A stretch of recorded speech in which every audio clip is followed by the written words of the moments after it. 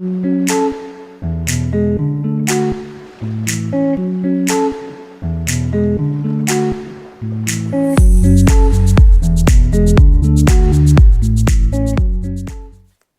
Sagittarius, this is your May 24 soul story. If you've got a sun rising or your moon is in the sign, you might find some of these messages just help you to navigate your way through the next few weeks. It's Romy. Thank you so much for joining me on the channel. So we're opening up with the energy of death for you. And I think the question that you need to keep asking yourself through the month of May is, am I being true to myself? Because so much has changed, but most importantly, you have undergone quite a powerful transformative experience in the last few weeks and months. And as we approach the midway point of this year, you know, the onus is on you to really acknowledge the things that have now become, I think, really critical in terms of adjustments that you want to make in your life to honor, you know, the ways in which you are changing, and I suppose help you to be more true to yourself. Now, May delivers quite a promising momentum and motivation.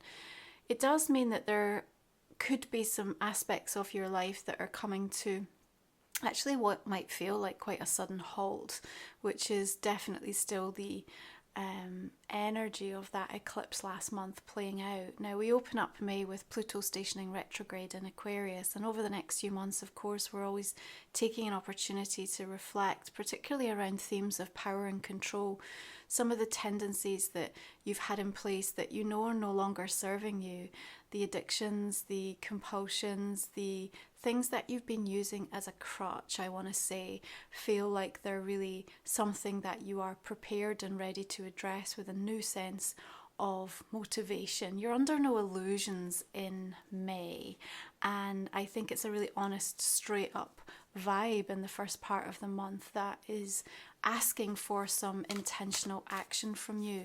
And as you approach that new moon in Taurus coming in on the 7th, there is this sense of you having sort of maxed out your tolerance threshold over something, and you're going to take a step back in order to really figure out how you're going to address that moving forward. Four of Swords tells me there is some contemplation time, and you know, Taurus energy likes to slow it down for us a little bit, because what we're looking at doing is putting things in place for you now that are going to be a little bit more sustainable.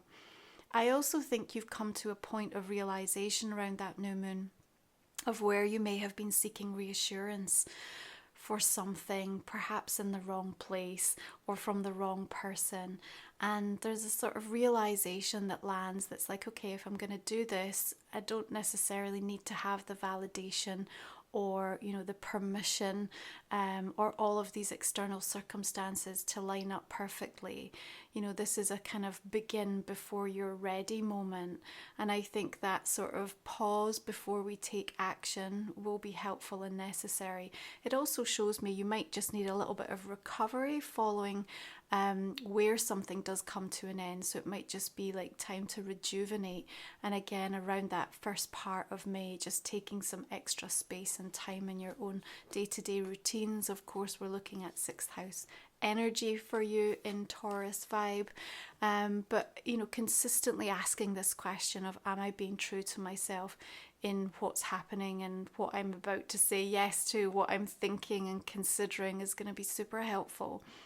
You also have like a bit of a blinder of an idea coming in around that new moon, and it's set to help you materially improve a situation in your life. So wherever it's landing for you, whether that just be in your own well-being, something going on at work, in your relationship, you know, something has kind of sparked a catalyst. You may receive some inspiration from something that you tune into, or you're having a conversation with somebody and it just kind of gets you thinking about it slightly differently. But that idea is something that you're going to want to implement fairly quickly. It might initially feel a little bit radical to you, but actually I think it's going to enable something to have a bit of an overhaul, and you're really ready for that, because sometimes I think that energy of death is also telling us you've outgrown an experience, You've outgrown the energy of a situation, and so, you know, at the soul level, you're ready for it to be released. And sometimes we still end up, you know, holding on or clinging on to those situations, and it can start to feel incredibly uncomfortable. So something around the radical nature of that idea coming through, but at the same token, it also feels like it just makes perfect sense. You're like, I don't really know why I didn't think of this before. So, liking the energy of that new moon coming around, we've got the asteroid goddess Ceres shifting retrograde in Capricorn on the 14th. She's coming in at this time with a clear message of how to survive. And, you know, in the ever shifting, changing landscape, you know, where you maybe feel like you're doing more for less, you know, there's a pathway here for expansion, but there's also this appreciation of listening. Queen of Cups is coming through here and saying, you know, we need to listen without the intention of responding, but rather of fully acknowledging and being present. And, you know, in that approach and with that attitude, you're also going to find a way to show up so that you're not trying to almost compare with how things used to be, but rather you're adapting to how things are. And I think that's going to be giving you a bit of a sense of relief in a way, because it takes away some of the pressure of feeling like I have to somehow get that back or get back to that place, get back to that state of being. Well, that's gone, and it's part of the experiences that now shape you, but we're moving forward into completely different energetic times. So what do you now need? How can you survive and thrive in that experience? Sarah's really helping us with that. Mercury comes into Taurus on the 15th. Again, our communication, our ability to express ourselves, and also the way we think is slowing down as well, just becoming a little bit more deliberate and intentional. And I think that's going to be super helpful after some of the more frustrating energy that Aries season brought through, with that highly charged emotional energy that came into situations and felt a little bit difficult to navigate and regulate one's nervous system. You know, you have a scenario as we come into the mid part of the month where I also think that there's a question sort of being put to you, right? And it sort of feels to me like it's something that leads directly onto, you know, how can I improve the balance in this whole situation?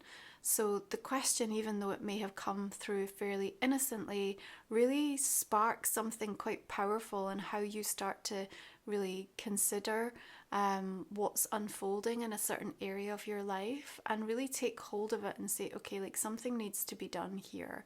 And justice comes through with a sort of reminder that kind of almost like on the karmic level as well, the ways in which you have changed and again outgrown different experiences are now demanding that certain things happen and certain things be put in place. And often when we keep resisting, those things happen for us, and then they can be less easy to embrace, shall we say. So I see you kind of wanting to get out ahead of the energy a little bit. Now we've got a really beautiful date coming in around the 18th, where the Sun and Jupiter have this cosmic conversation going on. And there's a lot of fertility and growth and opportunity that comes in. And actually the whole second part of May, you know, we're moving into Gemini season. You know, this is a sign that lights up that 7th house for you. It's your opposite, your mirroring energy.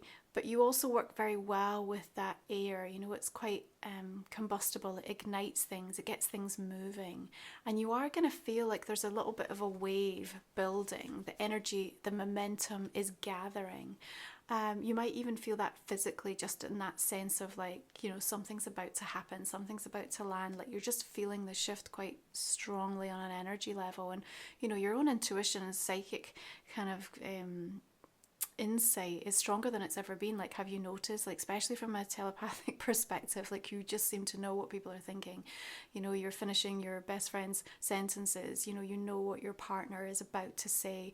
You're highly tuned in to kind of that work environment and what is happening. So you're reading the room in ways that are quite extraordinary if you think about kind of the rapid acceleration of some of that awareness and sort of how it's started to change the way that you think and how you see things, really incredibly powerful.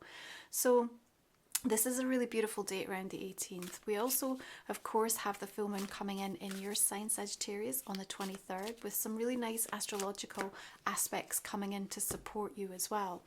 Interesting that I've got the Nine of Swords, but what I want to say in regards to that is it's almost like you deal with one after another, a whole series of stressors, like anxiety points that perhaps have been around you for some time, and for some of you it may even have been as a result of some agreements, some legalities, contracts, things that have been going on, that you've been trying to finalize, to sort, to clear up.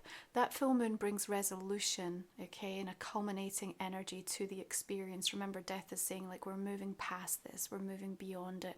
Again, you may even need some recovery time through the month of May as you finally let go and say goodbye to something that has felt like it's been hanging over you or a burden for some time.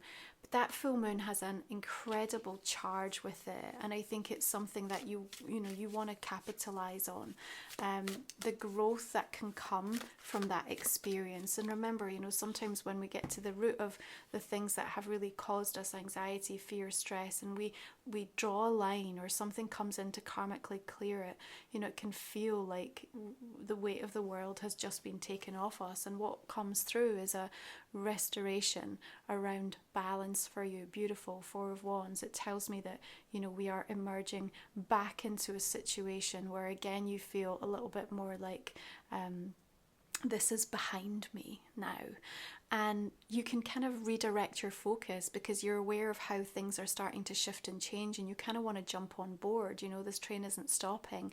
And as we work our way towards the 25th, Jupiter, of course, is shifting signs out of Taurus and into Gemini, and that's going to be quite an explosive transit in terms of opening your whole world up by way of networking and shifts and changes happening, especially for your one-to-one relationships. Huge opportunity knocking, but also kind of demanding a level of growth as things start to change very, very quickly. So it's almost like a demand that says, you can't do things the way you used to do them. Like, everything is shifting here. Of course, when Jupiter shifts into Gemini, there's a kind of splintering off of information, and it can be quite hard to disseminate, like, what's real, what's fake, what's truth. And again, that will show up in a lot of the relationships. So you may be going through an experience over the next few months that will be highlighted, specifically toward the end of May, as we enter that energy of, like, who do I trust? Who do I trust, and how do I foster greater trust within the relationships that I have? And how do I figure out what their perspective or the knowledge or the conversations, the communication that happens between us, serves me? Does it align with my values, my outlook for life, my moral compass? And so big shifts and changes coming in around that time. But I also see you utilizing this particular cycle in really powerful ways by way of getting your own message out there. And it also helps you to kind of show up, I think, in almost a little bit more of a vulnerable way, because remember that 7th house is sort of activating like the kind of shadow aspects of the self. So, challenging in that regard as well, but actually incredibly enriching experience. Now, what I see coming in towards the end of May is like a door opens, and it's like the minute that you take a step onto it, like the pathway shifts very, very quickly. So you might have a bit of hesitancy and sort of almost saying to yourself, I'm not sure this is the right time. Like, I don't know if this is the direction that I'm supposed to go in at this moment. But it almost just like it whisks you up and just says, right, get on this like magical carpet. We're off, we're going. So it's quite an adventurous feel that comes in towards the end of May. I actually really like this month, throughout the year of 24. I think it can be quite grounding and stabilizing, help us to catch our breath, and also bring forth an illumination of a lot of what the intensity, you know, about the eclipse was, you know, helping us with, or helping us to address or to see within ourselves. But we're now doing it with a little bit more of a tempered energy, and then Gemini kicks in and it's like, right, we're off. So if you are new to the channel, our last 3 cards we cover in the extended version of the reading. Sagittarius, you can find the link beneath. I talk for about 30 minutes or so. I will also look at a personal card and a relationship card for you, so I hope you'll join me. I'm just going to go ahead and clarify these main cards and see the direction that we'll be taking that reading for you. So we've got King Cups coming in, 5 of Coins. All the decks are listed below, and you can find over on my website romywiser.com my sacred titles, which is my oracle deck and my book, also my sacred soul support library. These are guided meditations to help you on your journey, and ways to work with me. So please do take a moment to go and see everything that I've put together to support you on your journey. Okay, what do we have here for justice? We've got the energy of strength, 3 of Swords. We've got the Fool. So many swords coming through. It just tells me that you're really changing, you know, your thought processes, and it's dealing with like more of the pain points that have been consuming you, you know, in the mind that seems to be coming through. We've got Judgment coming in here. And another 4 of Wands, beautiful.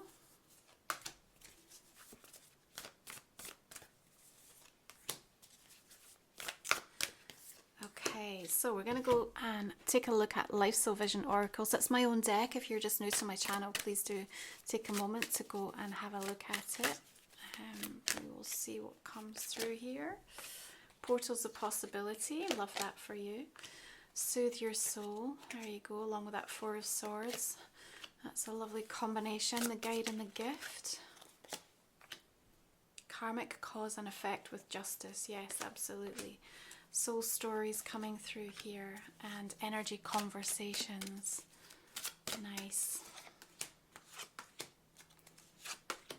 Okay, we're going to just pull a couple more oracle cards for you for messages for the month ahead for Sagittarius. What are we bringing through for you? Let's have a look. Canopus, we've got guidance here. Bright Star number 44. Love that for you. We'll explore these in the extended reading. And finally, we have the Call. Okay, thank you so much for being here. Appreciate you. I hope you'll join me for the extended. We'll see what more we can unearth for you for your month of May. Take good care. Awesome.